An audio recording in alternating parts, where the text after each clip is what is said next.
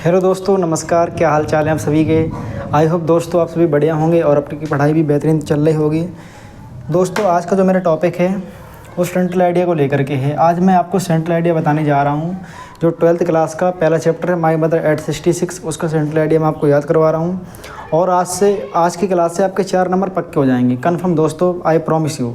चलिए देखते हैं, बिना देरी की अपनी क्लास की शुरुआत करते हैं। तो चलिए, जैसे मैंने आपको यहाँ पर लिख रखा central idea my mother eight 66, आपको पता है लिखा किसने, कमला दास जी ने लिखा है। तो the poem my mother eight 66 ये हमारी पोएम का नेम है। इसके जो रिटर्न किया है, लिखा गया है किसके द्वारा, बाई कमला दास जी के द्वारा। तो माई मदर जो पोएम लिखी गई है किसने लिखी, कमला दास जी ने लिखी है। पहली लाइन में मैंने ये बता दिया, ये बताना बहुत ज़्यादा मैंडेटरी होता है। ओके, चलिए फिर मैंने आगे लिखा है द सेंट्रल आइडिया और the theme of this poem, यानी इस पोएम की जो क्या कहते हैं थीम है, जो समरी है और ये फिर जो केंद्र बिंदु है। क्या कहा है कविता हमारी जो कवित्री ने कहा कि एज है, एजिंग मतलब कि उम्र का बढ़ना, एजिंग उम्र का बढ़ना। और एंड और फियर मीन्स डर, टू लॉस हर मदर अपनी माता जी को खोने का। जो हमारी पोइट थी कमला दास जी, उन्हें उनकी माता की एज लगातार बढ़ती जा रही थी, इस चीज़ का भी डर था। और उन्हें डर था कि उनकी मदर की कहीं डेथ ना हो जाए, इस चीज़ का उन्हें डर था, क्योंकि मदर को छोड़ करके फिर वो विदेश जा रही थी। इसलिए उन्होंने यहाँ पर बताया है कि जो थीम, इस जो थी पोएम का जो मेन थीम है ना, वो यही है, ageing and fear of loss her mother. Okay, चलिए फिर तीसरी लाइन में मैंने यहाँ पर लिखा हुआ कि when they were going towards Cochin airport. आपको पता है कि दोनों बैठ करके कहाँ पर जा रहे थे, गाड़ी से वो जा रहे थे कोचीन एयरपोर्ट। कहाँ पर जा रहे थे, कोचीन एक जगह का नाम है, और एयरपोर्ट तो जानते हैं आप, जहाँ पर हवाई अड्डे होते हैं, जहाँ से आप क्या करते हैं, उड़ान भरते हैं, टेक ओवर करते हैं, है ना, वहाँ पर जा रहे थे। The poet feels that her mother will die soon. The poet यानी जो कवित्री थी, उन्होंने क्या किया, फील किया, महसूस किया, दैट की हर मदर विल डाई सून, उनकी जो मदर थी जल्दी मर जाएंगी। किसने फील किया, उनकी मदर ने फील किया, मदर ने सॉरी कमला दास जी ने फील किया, जो पोइट थी।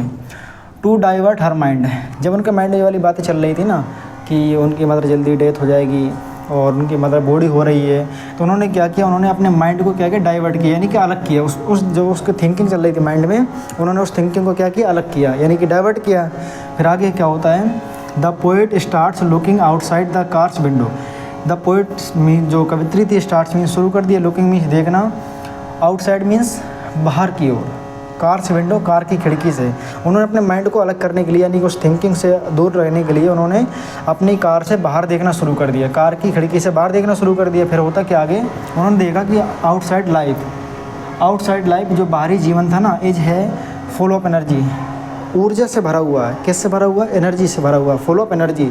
जो बाहर का जीवन है, आउटसाइड लाइफ है, वो फुल ऑफ एनर्जी है। द यंग ट्रीज यानी कि जो न्यू पेड़ हैं, जैसे कि जो नए नए पौधे जमते हैं ना, तो न्यू ट्रीज क्या कर रहे हैं, वर स्प्रिंटिंग का मतलब होता है पीछे दौड़ना। दोस्तों आपने कभी अनुभव किया है, जब आप किसी बस से जाते हैं, किसी ट्रक से जाते हैं, किसी क्या कहते हैं बाइक से जाते हैं, तो आपने देखा होगा कि जो नए क्या सभी प्रकार के जो पेड़ होते हैं ना, आपको ऐसा लग, जैसे मान लो आप यहाँ पर बैठे हुए, ऐसे आप यहाँ पर बैठे बैठे दांत निकाल रहे हो इस तरीके से, ठीक है। तो आपने देखा होगा जो नए पेड़ होते हैं, वो ऐसा लगता है आपको कि आपके पीछे दौड़ रहे हैं। ऐसा आपको लगता है कि नहीं लगता है, ऐसे लगता है दोस्त। एक बार देखना आज के बाद, ऐसा लगेगा जैसे पेड़ मेरे पीछे भाग रहे हों। तो वही कह रहे हैं यहाँ पर कि the young trees were sprinting, जो नवयुवक जो पेड़ थे क्या कर रहे थे, स्प्रिंटिंग यानी कि पीछे भाग रहे थे। एंड मैरी चिल्ड्रन कैसे बच्चे होते हैं, मैरी मतलब होता है जब ये खुशहाल बच्चे होते हैं, जो प्रफुल्लित बच्चे होते हैं, है ना, जो मतलब खुशी बच्चे होते हैं, क्या कर रहे थे, वर स्पाइलिंग मतलब निकल रहे थे, आउट मीन्स बाहर, ऑफ दियर होम्स अपने घरों से बाहर निकल रहे थे खेलने कूदने के लिए। एट द एयरपोर्ट पर क्या होता है, तो at the airport the poet compares, poet जो कवित्री थी उन्होंने क्या किया, कंपेयर किया, उन्होंने तुलना किया, हर मदर अपनी माता जी की विद विंटर्स मून किसको कहते हैं, शीतकालीन, यानी जो सर्दियों का जो चंद्रमा होता है ना।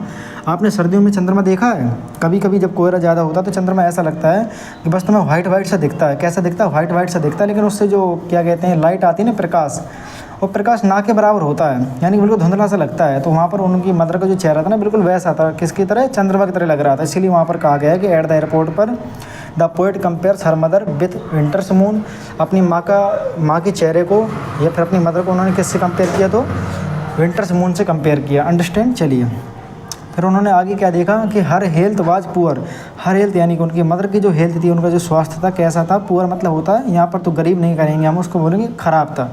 उनकी मदर का स्वास्थ्य कैसा था, ख़राब दिख रहा था। और पोइट सेज जो कवित्री ने कहते हैं, गुड बाय बाय बाय टाटा उन्होंने कर दिया टू हर मदर, अपनी मदर को, अपनी मम्मी जी को कर दिया। और किसके साथ में? विद अ स्माइल, एक मुस्कुराहट के साथ में। किस और ऑन हर फेस, अपने चेहरे पर उन्होंने मुस्कुराहट के साथ में कैसे कर दिया? बाय बाय टाटा कर दिया। जैसे कि मैं आपको करके दिखाऊं, बाय बाय टाटा इस तरीके से उन्होंने कर दिया। किसने?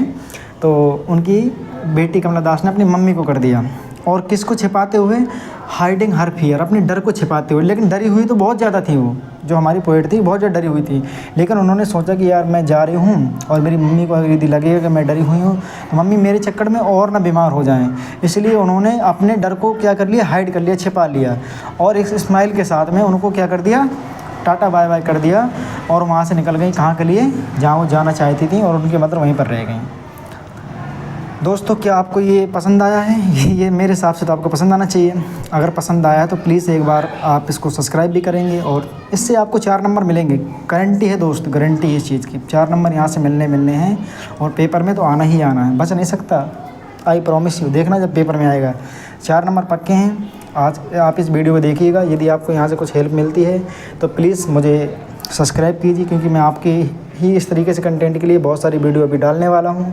स्ट्रेटजी वीडियो भी लाने वाला हूँ, पूरी प्रिपरेशन कराने वाला हूँ, फ्री ऑफ कॉस्ट कराने वाला हूँ। तो बस यही आपसे उम्मीद करता हूँ कि आप वीडियो को देखिए, ज़्यादा से ज़्यादा शेयर कीजिए, सब्सक्राइब कीजिए। अगर आपको वीडियो पसंद आई है तो वीडियो को एक लाइक भी कीजिए। अगर आपका कोई भी फीडबैक है तो मुझे कमेंट करके बताइए। आज के लिए इतना ही। नमस्कार, थैंक यू, जय हिंद, वंदे मातरम।